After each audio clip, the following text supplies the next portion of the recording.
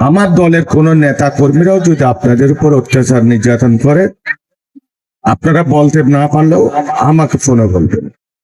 চট্টগ্রামের পটিয়া উপজেলার নাইখান এলাকায় মঙ্গলবার ৩ মার্চ যথাযথ ধর্মীয় মর্যাদা ও আনন্দঘন পরিবেশে দোলযাত্রা উৎসব ২০২৬ উদযাপিত হয়েছে। নাইখান সনাতনী একতা সংঘের উদ্যোগে আয়োজিত এই অনুষ্ঠানটি স্থানীয় হিন্দু সম্প্রদায়ের মিলন মেলায় পরিণত হয়। অনুষ্ঠানের প্রধান অতিথি চট্টগ্রাম ১২ পটিয়া আসনের সংসদ সদস্য এনামুল হক এনাম।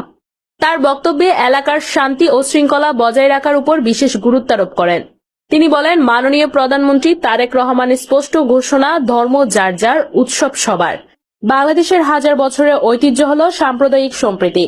আমরা পটিয়াকে একটি মডেল উপজেলা হিসেবে গড়তে চাই, যেখানে কোনো চাঁদাবাজি, টেন্ডারবাজি বা কিশোর গ্যাংয়ের অশুভ তৎপরতা থাকবে না। এর বিরুদ্ধে আমাদের অবস্থান কঠোর।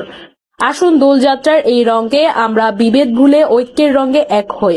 বিশেষ পটিয়া উপজেলা বিএনপির সাবেক সাধারণ সম্পাদক মোহাম্মদ খোরশেদ আলম, হাবিলাসদ্বীপ ইউনিয়ন পরিষদের সাবেক চেয়ারম্যান শফিকুল ইসলাম, জঙ্গলকাইন ইউনিয়ন পরিষদের ভারপ্রাপ্ত চেয়ারম্যান মোহাম্মদ বকুল, ৯ নং ওয়ার্ড জঙ্গলকাইন ইউনিয়ন বিএনপির সাধারণ সম্পাদক মোহাম্মদ সেলিম শিকদার, মাস্টার শ্যামল, তাপস দে, পৌরসভা যুবদলের সদস্য সচিব হাবিবুর রহমান রিপন, জেলা ছাত্রদলের যুগ্ম আহ্বায়ক SM নয়ন, মাকসুদুল হক রিপন সহ বিএনপি ও অঙ্গ সহযোগী সংগঠনের নেতাকর্মী উপস্থিত ছিলেন।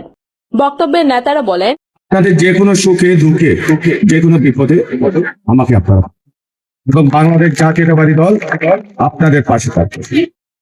আমার দলের কোন নেতা কর্মীরাও যদি আপনাদের উপর অত্যাচার নির্যাতন করে, আপনারা বলতে না পারলেও আমাকে ফোনে বলবেন। কারণ আপনারা তো বিএনপির নাম ধরে যদি আপনাদেরকে অত্যাচার করে, আপনারা তো ভয় বলবেন না। ওই জন্য আপনাদেরকে বলবো, নাম বলবেন, আমি আপনাদের তথ্য গোপন রাখবো। আমাদের মাননীয় প্রধানমন্ত্রীর ঘোষণা, এখানে চাঁদাবাজ সন্ত্রাস মুক্ত বাংলাদেশ করবে। আমি আমার পটিয়াকে ঘোষণা দিয়েছি, আইন শৃঙ্খলা বাহিনীর সাথে কথা বলবো, আইন শৃঙ্খলার যারা আছে তাদের সাথে কথা বলবো, মাদক মুক্ত সন্ত্রাস মুক্ত এই পটিয়াকে আমরা করব। আপনাদের সহযোগিতা করব, সেটা হলো আপনাদের সহযোগিতা। আপনাদের সহযোগিতা ছাড়া এগুলি নির্মূল করা আমাদের পক্ষে সম্ভব হবে না। কৃষক ভাইদের জন্য আমরা কথা দিয়েছি, কৃষক কার্ড স্টেপ বাই স্টেপ আপনারাও পাবেন। ফ্যামিলি কার্ড পাবে, স্বাস্থ্য কার্ড পাবে, কৃষক কার্ড পাবে। এবং আপনাদের নিরাপত্তা সবচেয়ে বড় হলো বাংলাদেশে নিরাপত্তা। এই নিরাপত্তার জন্য আমি আপনাদেরকে আবারও বলি, আপনারা যারা সামাজিকভাবে আছেন, সামাজিকভাবে ঐক্যবদ্ধ থাকেন। সামাজিকভাবে ঐক্য থাকলে কেউ আপনাদের কাছে তার কাছে আসতে পারবে। আপনাদের সাথে থাকবে, আপনাদের আমি থাকবো, এই দেশের সরকার থাকবে, এই দেশের প্রশাসন থাকবে।